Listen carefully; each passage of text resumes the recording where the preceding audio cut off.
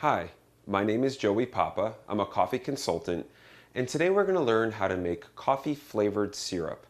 Now, this may sound like a huge undertaking, but it's actually very simple.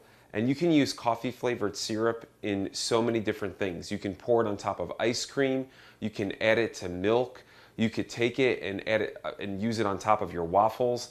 It's a great handy syrup to have around the house, and I'm going to show you how. Let's get started.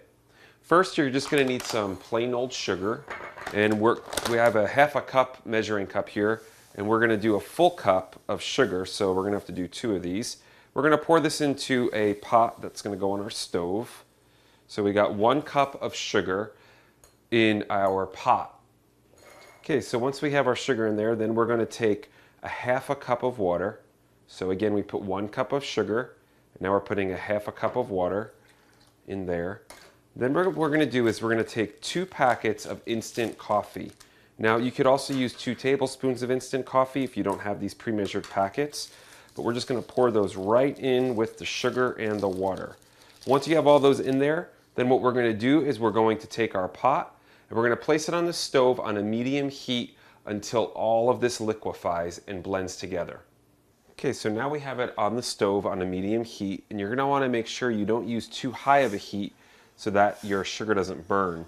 You're going to want to stir it periodically, mixing in all of those ingredients. We want the sugar, the coffee, and the water to blend really well. So we're just going to let that continue to cook on the stove until it comes to a sort of boil, or you can tell that all of the sugar has dissolved.